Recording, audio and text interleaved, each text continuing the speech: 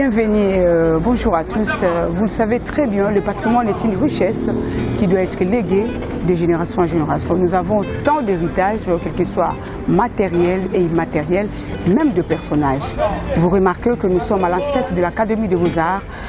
Cette institution est en deuil, raison pour laquelle nous sommes venus prendre les témoignages de certains opérateurs culturels, notamment le directeur général de l'Académie des Beaux-Arts, autant d'autres artistes qui sont aussi des professeurs. Vous avez vu derrière moi, il y a une œuvre d'art que Maître Liolo a réalisée ici à l'Académie des Beaux-Arts. De l'autre côté, il y a même un livre de condoléances à qui toutes personnes qui ont connu personnellement Maître Liolo peuvent passer pour retracer un témoignage, pour signifier que ce que Maître Liolo a fait. Nous avons autant de richesses ici en République démocratique du Congo.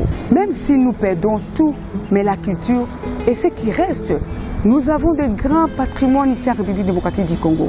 Qu'est-ce que nous pouvons retenir à la personne de Maître Liolo?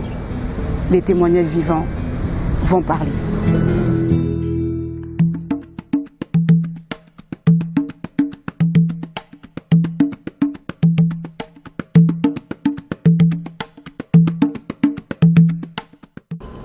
C'est vrai, nous avons perdu une icône,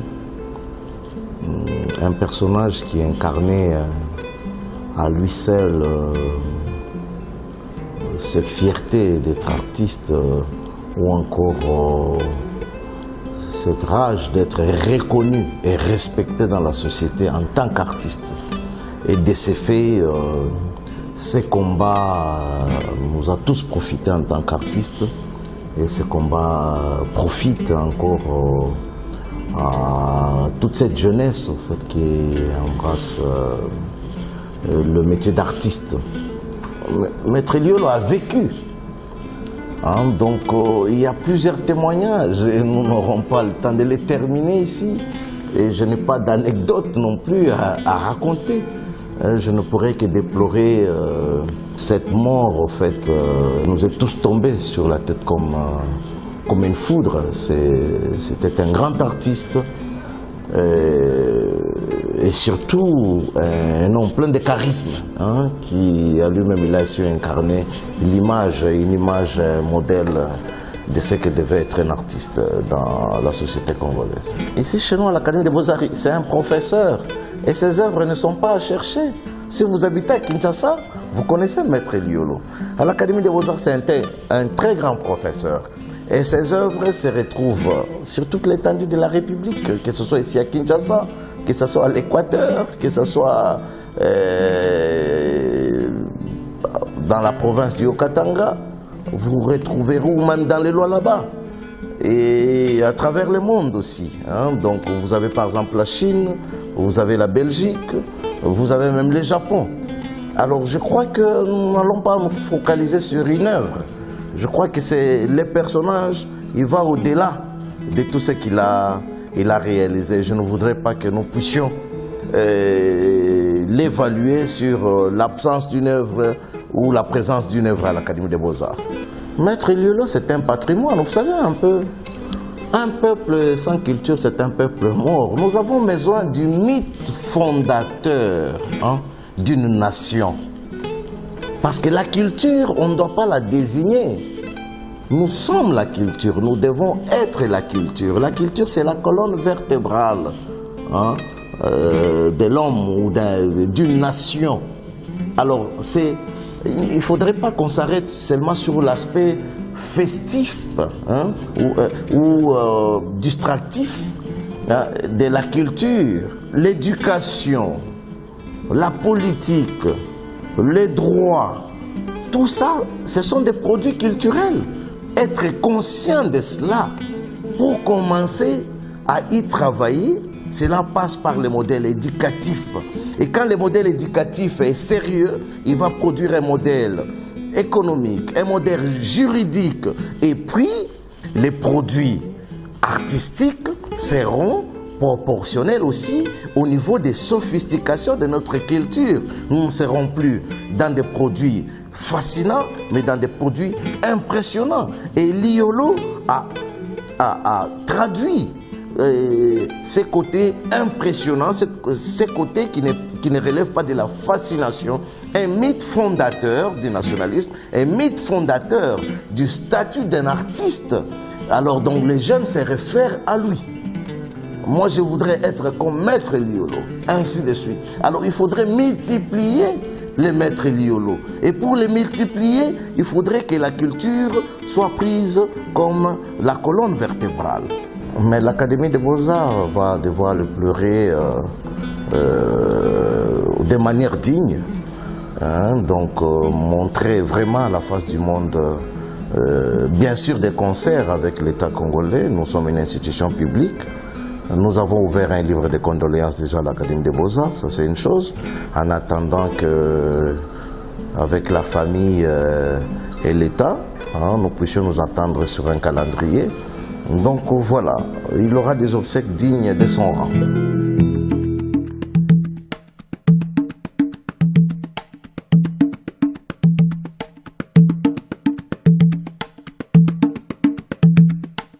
Oui, Maître Liolo, j'ai le connu parce que là, avant de devenir enseignant à l'Académie de Beaux-Arts de Kinshasa, j'étais dans la presse et là j'étais critique d'art au niveau du journal Elima, donc chroniqueur de la culture, et je faisais des reportages sur Maître Liolo au niveau de sa galerie Création 3 qu'il avait créée au niveau de la Gombe. Au niveau de la galerie a été transférée chez lui dans son domaine de Mongafula. J'allais là-bas pour faire des reportages et je l'ai également connu comme quand il était directeur général de l'Académie de Beaux-Arts de Kinshasa. J'étais le seul journaliste accrédité l'Académie de Beaux-Arts pour suivre les actions du directeur de l'Académie de Beaux-Arts de Kinshasa. Et après ça, en tant que critique d'art, au niveau de l'Association internationale des critiques d'art, nous avons eu ensemble à organiser des manifestations, des activités. Et je l'ai aussi connu quand nous étions partis à la conférence nationale souveraine. Et là aussi, nous avons été ensemble pour représenter la culture, lui en tant qu'invité, moi en tant que membre de la société civile. Et après la conférence nationale souveraine, nous sommes partis au Parlement, au Conseil de la République, Parlement de transition. Nous étions tous dans la commission socio-culturelle. Et donc, c'est un Liolo artiste, un Liolo galériste, un Liolo animateur des arts dans notre pays et un Liolo parlementaire comme moi. Et nous étions au Parlement, donc homme d'État que je connais, Maître Liolo, que j'ai beaucoup fréquenté. Maître Liolo, il faut d'abord remonter sur son passé. Il est né à Bolobo en 1943 dans une famille où ses ancêtres étaient des artistes ivoiriers qui faisaient la taille de pointe d'ivoire. Ses ancêtres étaient chasseurs d'éléphants et donc avec la pointe d'ivoire récoltée, il taillait, il faisait des œuvres d'art. Et donc c'est un artiste prédestiné, un artiste né artiste. Après Bolobo, il est parti à Brazzaville suivre ses études primaires. Après Brazzaville, il est venu à Léopoldville, Kinshasa, à l'Académie de Beaux-Arts de Kinshasa, où il a étudié, où il a été élève de Maître Loufoua, Maoudi André Loufoua, l'auteur du batteur de Tam Tam de la Fikine. Et il était l'élève de Marc Walenda, le fondateur de l'Académie de Beaux-Arts. Et donc, après l'Académie de Beaux-Arts de Kinshasa, il est parti enseigner. Et un jour, il a vendu une pièce qu'il a réalisée. Avec l'argent récolté, il a pris son avion, il est parti en Autriche. Et là, il a étudié dans une grande académie, l'Académie de Beaux-Arts de Vienne. C'est là où Adolf Hitler a étudié. Mais Adolf Hitler a échoué. Maître Liolo a réussi. Et il a obtenu son diplôme de maître sculpteur. On voulait les retenir là-bas pour enseigner. Mais il a préféré rentrer au pays pour justement participer à la construction, au développement du pays. Il est rentré comme professeur ici à l'Académie de Beaux-Arts de Kinshasa et en tant que professeur, il a dû introduire des innovations en ce qui concerne la sculpture. Parce que là, depuis les origines de l'Académie de Beaux-Arts de Kinshasa, il y avait le matériau qu'on utilisait, c'est le bois, la taille du bois. Et puis pour réaliser des œuvres monumentales, on utilisait ce qu'on appelle simili-pierre ou la pierre reconstituée. Vous avez de la pierre mélangée avec du ciment. Et si on parcourt le parc de l'Académie des Beaux-Arts de Kinshasa, on trouvera beaucoup de statues en simili-pierre. Liolo arrive, il introduit le bronze. Le bronze, c'est un métal noble et ce n'est pas facile à manipuler. Mais lui, il a la passion du bronze. Et là, à partir de ça, il a fait des disciples. Plusieurs artistes congolais ont commencé à pratiquer l'art du bronze. Ce n'est pas tout. En tant qu'enseignant, il a envoyé certains de ses élèves partir en Autriche et étudier dans l'académie où il a étudié. Et donc, il a formé d'autres sculpteurs en les envoyant en Europe étudier comme lui. Et ce n'est pas tout ça, c'est en tant qu'enseignant, mais en tant qu'artiste sur place à Kinshasa. À cette époque, nous sommes à la Deuxième République. Il y a un critique d'art, un critique belge, qui ironise et qui dit que l'art congolais était en retard de 50 ans. Et ça a créé vraiment un tollé général au niveau du milieu artistique congolais. Et Maître Liolo, avec 9 autres artistes congolais, ils ont créé un groupe qu'on appelait les avant-gardistes congolais. Et ils ont essayé de relever les défis en essayant de faire la synthèse entre l'art traditionnel africain et l'art occidental pour produire un art de conciliation. Et ça a été une réussite. Et il ne s'est pas arrêté là. Au moment où, avec la politique de l'authenticité, il fallait déboulonner les œuvres réalisées les statues réalisées par le colonisateur, Léopold II, assis sur un cheval, Albert Ier, il fallait déboulonner ces statues et les remplacer par des statues créées par des artistes congolais. Maître Liolo était là, avec d'autres sculpteurs. Ils ont réalisé des statues qui ont remplacé les statues coloniales déboulonnées. Si vous allez au niveau de Mongaliema, vous trouverez le bouclier de la Révolution, les militants encellés et d'autres œuvres qui ornent la banque centrale du Congo. Et donc, Maître Liolo va se mettre au travail avec ses mains, il va créer des œuvres, il va participer à l'embellissement de la ville de Kinshasa en décorant des espaces, des squares, des carrefours de la ville de Kinshasa. Prenons l'exemple du rond-point Victoire, la place de la Victoire, où il a érigé un monument dédié aux artistes. C'est une statue commémorative des artistes qui sont décédés. Et quand un artiste célèbre est décédé, on va mettre une plaque, on va coller sur la statue qui est érigée au niveau de la place Victoire. Et récemment, avant de mourir, il a créé une œuvre, une statue sur Lwambo Makedi. Lwambo Makedi, c'est un artiste célèbre sur le plan musical au Congo et en Afrique et à travers le monde.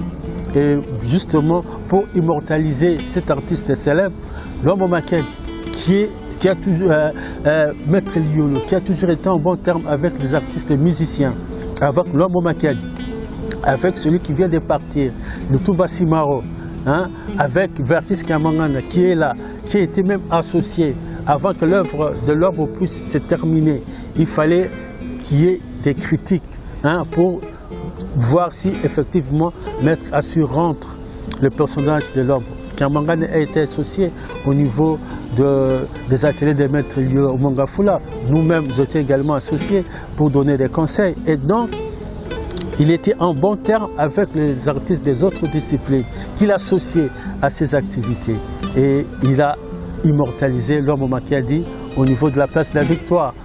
Vous irez à la gare, vous trouverez son léopard, vous trouverez son léopard bondissant au niveau des grandes places de Kinshasa. Vous trouverez ces monuments au niveau du triangle, la route qui va vers l'université de Kinshasa et le Mongafula au carrefour, vous trouverez ces œuvres. Et donc, Maître Liolo a beaucoup fait pour la République démocratique du Congo. Il a créé des œuvres qui se trouvent en Afrique, dans les palais présidentiels en Afrique.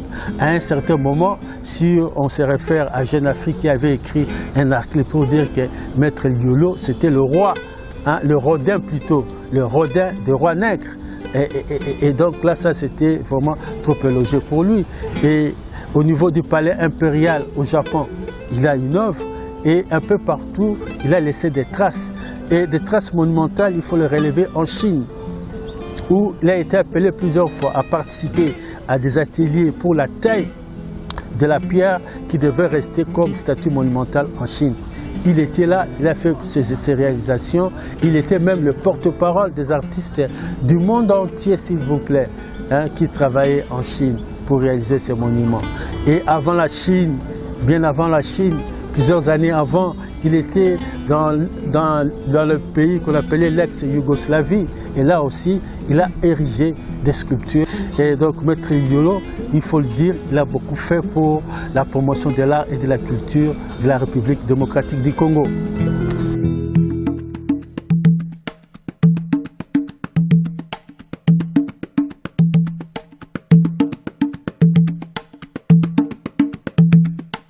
Mais je suis l'un des êtres le plus marquant. Il y a vie à Maître Liolo. Je le dis peut-être la Lingala, vous allez comprendre que j'ai tellement beaucoup de casquettes.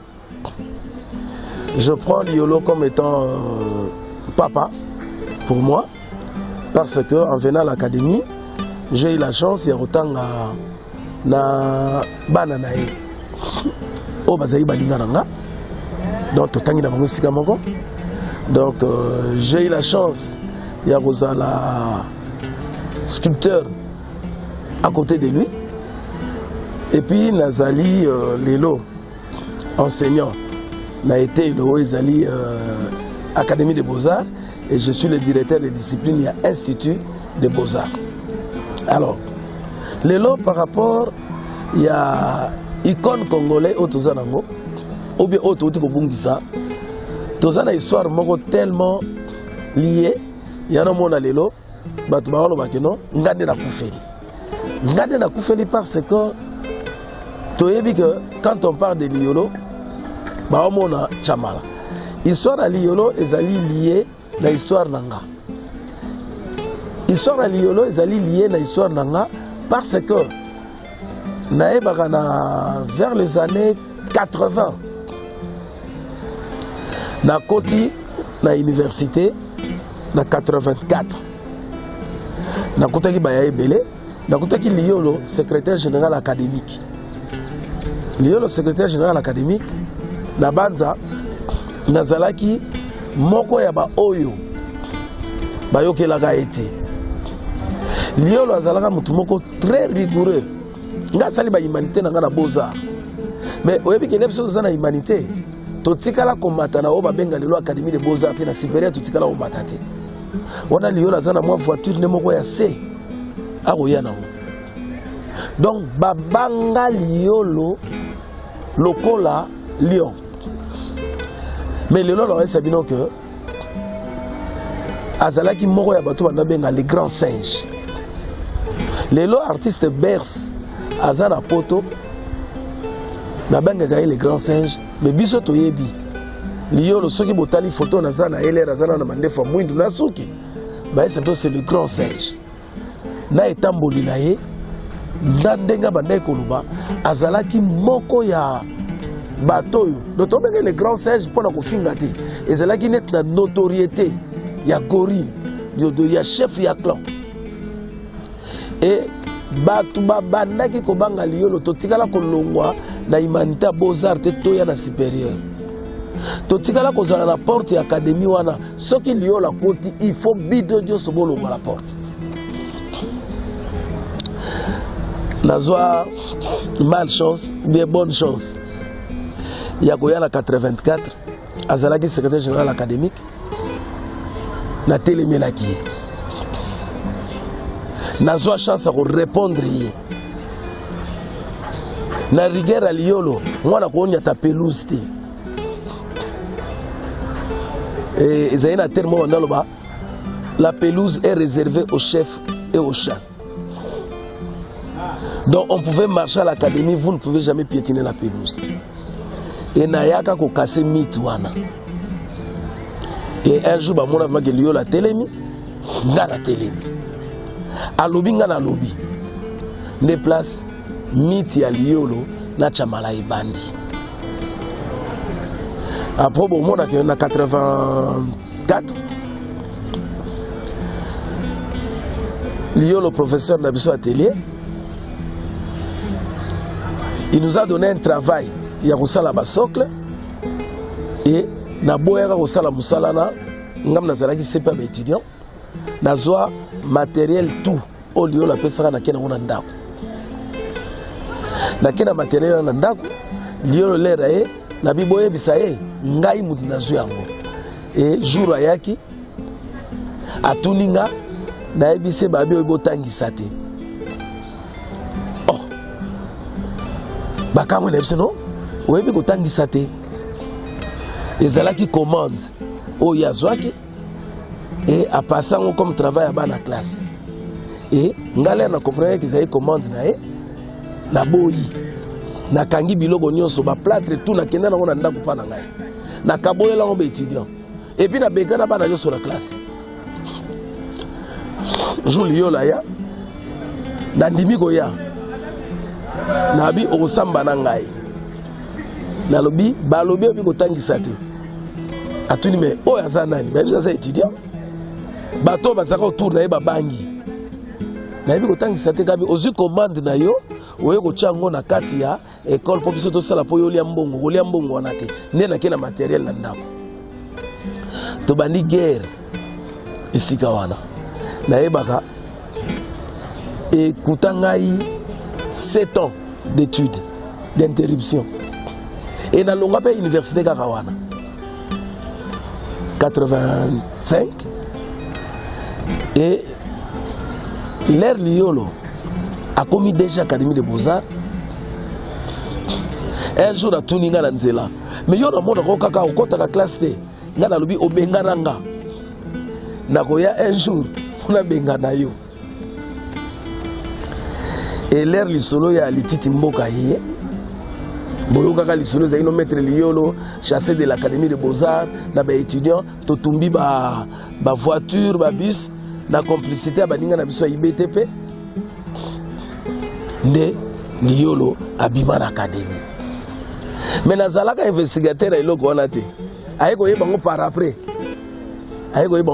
que non ngam na salaka ngote pona banako tanga te mais ba ene ine o na tikaki wana bazaki baninga oyo na banebe ko sana bango e ko sala ke il fallait to benga na Liolo et lelo na webisa bino ke Liolo aza papa nanga Liolo aza papa nanga et Liolo aprende to eko yeba ke rigueur na ye ezalaki ya kolakisa biso musala ezaki ya koyina biso te ngana za parmi bana oyo baswani na ye bafandi na ye azalaki neti confident nanga soki botali na balivre moso akoma lobi akozalaka mokitani nanga héritier nanga artistique koza chamala parce que l'air n'expliquaki ye ke nazalaka na mabe oyo ye asalaka te mais nazali nde korépondre ye nde toye komesana naye kokota na atelier na ye aye kokoma professeur nanga et toye kocomprendre ke non Liolo azalaki munene parce que na ndenge lelo bomoni Liolo kufi azaka na liloba moko bosala musala et bosala yango na lolenge ya malamu nde bomonaki naye ko parfaire musala nanga parce que maître Liolo azalaki Liolo azongi na académie 7 ans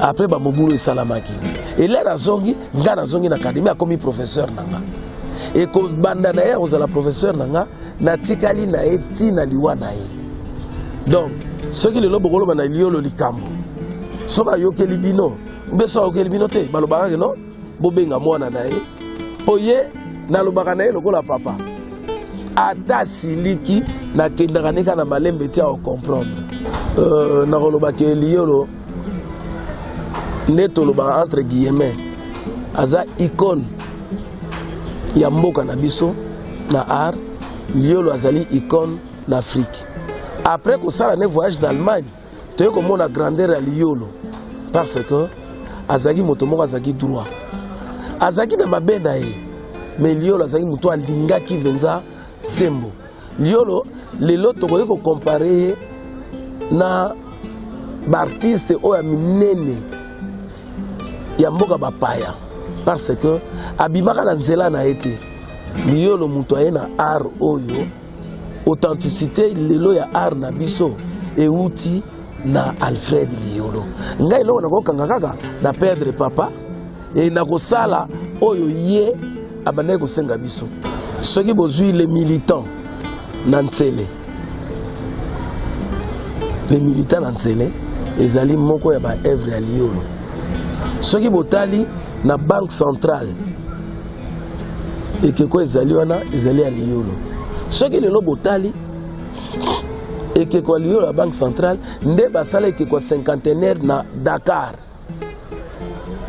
bakopia ekeko wana Liolo nde basala monument na bango wana même mouvement lelo alobaki akoki kotante procès te ya tolobi azali moko ya baartiste ya Afrika au moins aza icône na biso bikeko ezebele place de la victoire boyeba ke balobaki Liolo akopiaki cathédrale ya Rodin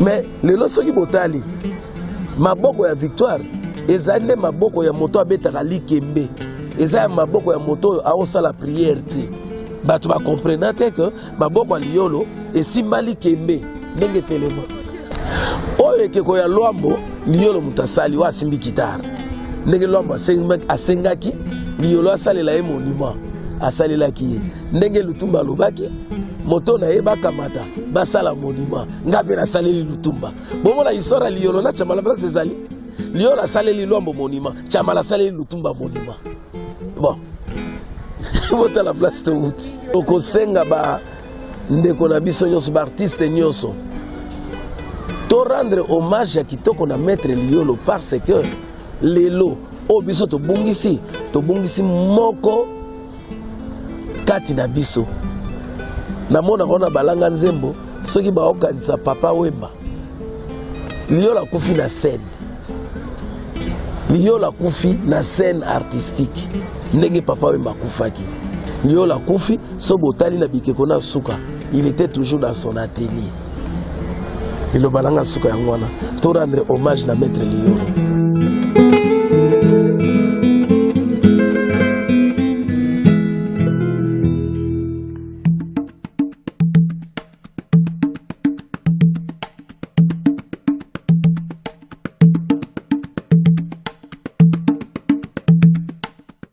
Merci bien. Maître Liolo, c'est une personne très connue. Pour nous, c'est une personne très marquée. Nous sommes marqués par son passage à l'Académie des Beaux-Arts. Je me dis, quand moi je suis arrivé à l'Académie ici, en 1969, on me parlait de Liolo, de Bamba et les autres, mais Liolo est en Europe. Quand Liolo en Europe est revenu vers les années 70, c'était à la rencontre du président Mobutu. Le président Mobutu qui circulait à travers le monde, il arrive en Autriche, il rencontre la communauté congolaise, les Zaïroises à l'époque. Et tout le monde, celui-là faisait de la littérature, celui-là faisait le droit, celui-là faisait la philosophie, celui-là faisait l'économie. Et tout le monde faisait tout ce qu'il faisait, mais il a rencontré une personne, c'est Liolo, qui disait que moi je fais de l'art. Et là, le président Mobutu s'est étonné. Et là, il est resté longtemps parce que tout le monde y passait. Mais devant Liolo, il a fait plus de 15 ou 20 minutes. Pourquoi tu as quitté le pays pour venir faire de l'art à l'étranger? Il a dit voilà comment il a eu sa bourse, comment il est arrivé. Parce qu'à ce moment-là, arrivé là-bas, il était enseignant à l'école Saint-Georges. Il enseignait le dessin à Kitambo, à l'école CO. Mais dans un concours, il a réussi au concours, il est allé en Europe. Et là, il a étudié. Il a rencontré le président Mobutu. Le président Mobutu il dit Silisa ba classe na yo, ozonga na mboka. Toi na posa na yo, oya kotonga mboka. C'était les mots que le président Mobutu lui a dit. Et quand il est revenu, il nous a rapporté ça, nous, ses étudiants. il nous a rapporté cela. Quand Liolo est venu ici, directeur général Bembika à l'époque, paix à son âme, il a reçu. Il a commencé à nous expliquer ce qu'il faisait en Europe. Et il a commencé à nous enseigner le cours de dessin.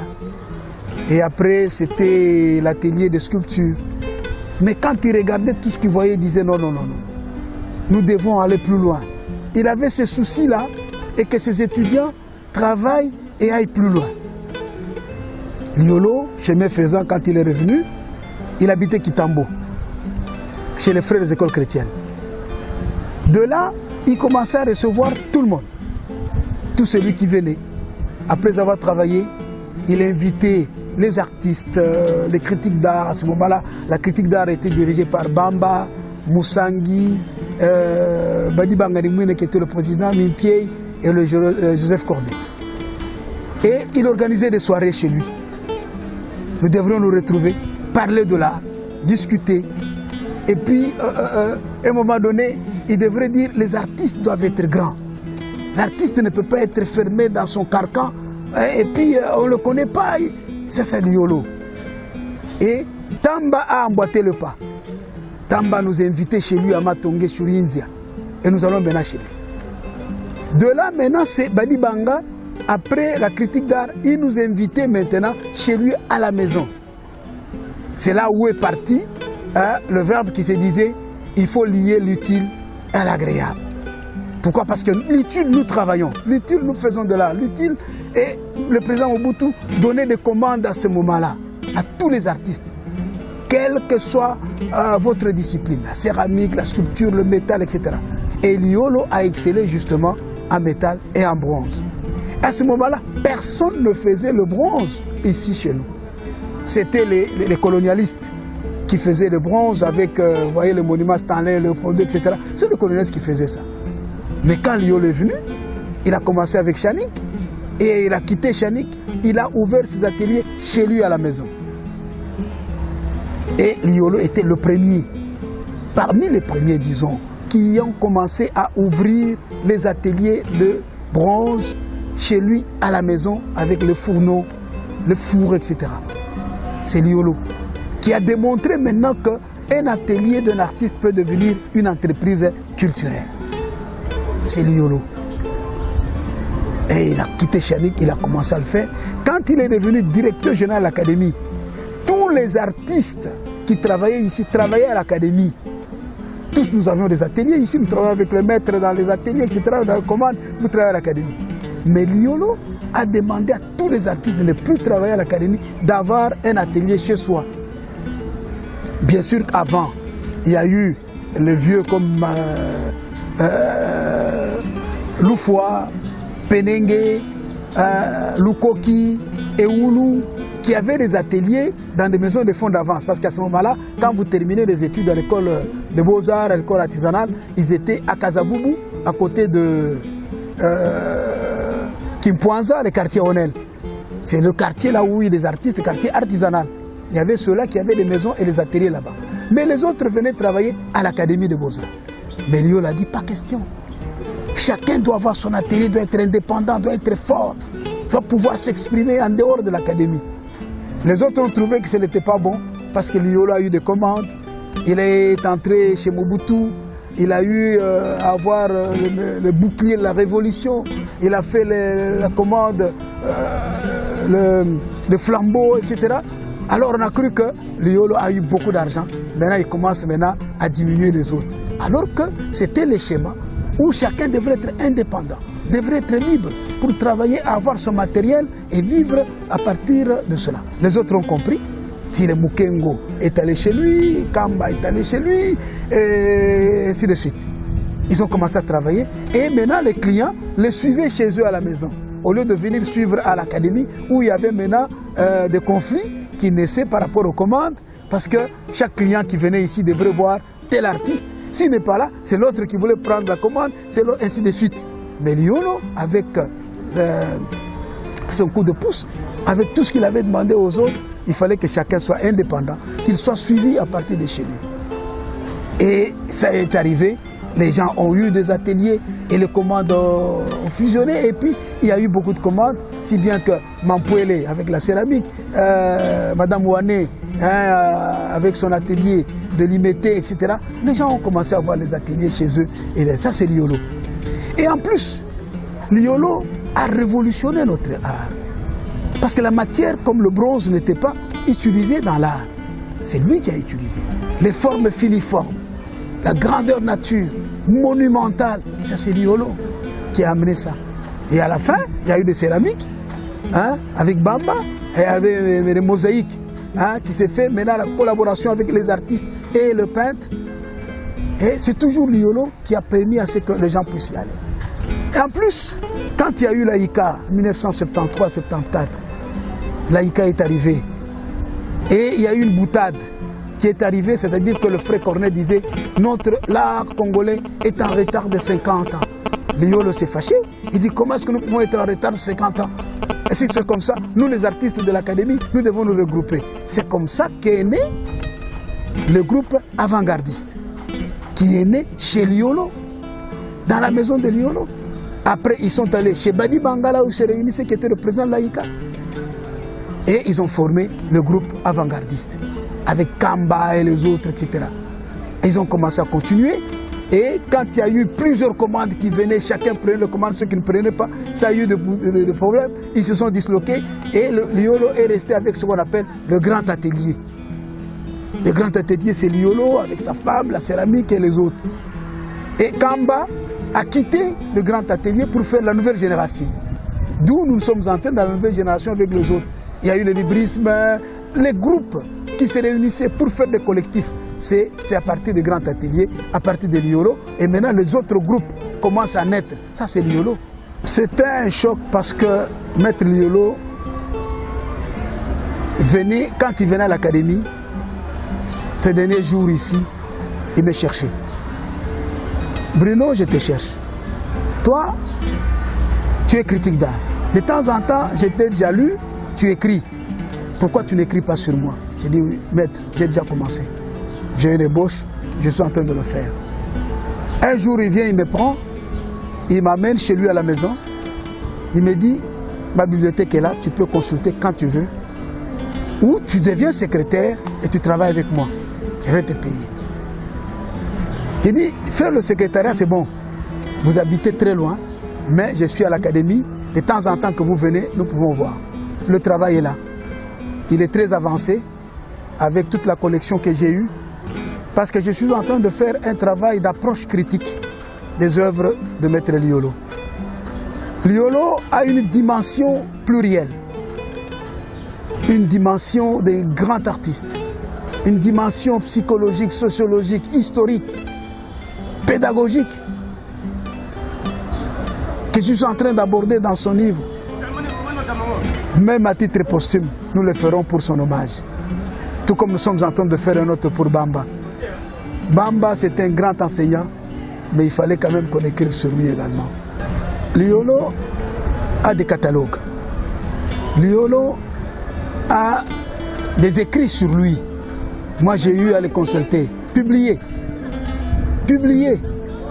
Parce que j'ai eu à côtoyer ses écrits, les écrits des autres qui parlent de l'Iolo et qui vantent l'Iolo, qui voient la grandeur de l'Iolo à travers le monde. Tout ce que l'Iolo a pu faire, c'est se mettre dans la peau de l'artiste. Un artiste complet. Un homme qui aimait bien le travail. Tout celui qui travaillait, quand il regarde, il vous dit non, ce n'est pas ça qu'il fallait faire. Il fallait ceci, il fallait cela. Donc il vivait son art. Il était dans son art. Mais maintenant, il fallait l'accompagner par les écrits. Les écrits existent. Vous avez par exemple l'art des estuaires, qui est écrit par un Brazzavillois, où il y a encore un autre livre qui est écrit par peintres et sculpteurs congolais, Bamba et Moussangi. Ça existe.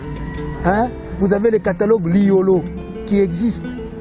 Et nous devrions continuer d'autres dimensions, rien que la nomenclature des œuvres non plus, mais l'esprit l'Iolo, le leadership de l'Iolo, la grandeur de l'Iolo.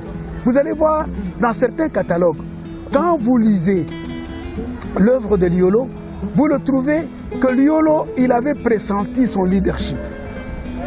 Parce que dans le travail qu'il faisait, dans les contacts qu'il avait, tout, il aimait bien exprimer les œuvres. Regardez derrière moi les bustes qui sont à la primature. C'est Liolo qui a travaillé avec les artistes, en communion avec les artistes. Nous, les critiques d'art, nous les avons accompagnés. Hein? Les bustes à la primature, c'est Liolo, accompagné avec tous ces anciens et les critiques d'art. Vous avez Yohari qui a fait aussi les bustes. Vous avez, tous sont passés par Liolo. Vous voyez, Liolo avec son atelier, avec tout son matériel, il a mis à disposition de certaines personnes, bien que les gens ne peuvent pas peut-être croire. Il était très dur, très rigoureux dans ses jugements. C'est parce qu'il voulait un bon travail. Il voulait l'excellence. Il voulait sortir l'art de l'ordinaire et il l'a fait à travers le monde, à travers les expositions. Là où il était, Liolo sortait toujours de l'ordinaire parce qu'il avait une touche, une main qui était là-bas. En quelques lignes, Liolo, on ne peut pas le résumer, c'est un grand. Mais ce que je peux dire est que l'artiste Liolo, par reconnaissance, tout le monde peut reconnaître son œuvre. Par reconnaissance de ce qu'il a fait en tant qu'enseignant, en tant que sculpteur, en tant qu'opérateur culturel, il a laissé des traces. Il a laissé des traces. Il n'est pas inaperçu. Bien sûr que Liolo, dans l'ensemble de son œuvre, il a laissé des empreintes. Bien sûr, on le dit que l'artiste meurt, mais l'œuvre de l'artiste ne meurt pas, reste éternellement. De génération en génération, nous verrons Liolo. À l'Académie, il a placé cette œuvre qui s'est dit hier, aujourd'hui. Et cette œuvre est significative. Vous regardez le parcours de notre art à travers l'œuvre de Liolo qui est à l'Académie. Vous avez ce portrait qui est au milieu, qui reflète l'œuvre ancestrale, traditionnelle, le masque traditionnel, le portrait traditionnel, avec toutes ces incisions, ces scarifications, ce tatouage qui remplit cette œuvre. Autour de cette œuvre, vous avez ce cadre rouge, monumental, contemporain, qui vous dit, hier, nous avons notre sculpture traditionnelle qui a fait la date, qui est aujourd'hui adulée à travers le monde. Et nous sommes dans un cadre contemporain, évolutif, une dynamique artistique qui reste. C'est ça l'œuvre de Liolo, hier et aujourd'hui. Il reste encore vivant avec nous à travers ses œuvres, bien que le corps meure, mais il est là de génération en génération. Nous continuerons à parler de Liolo parce qu'il n'est pas parti.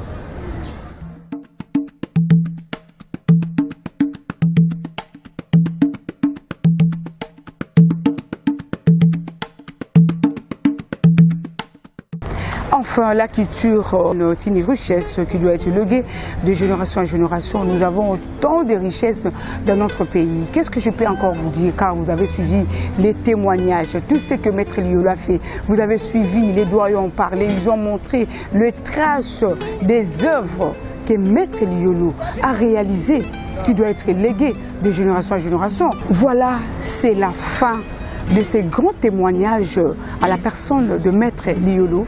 Vous-même, vous avez suivi que nous avons de grands patrimoines qui vont être légués de génération à génération.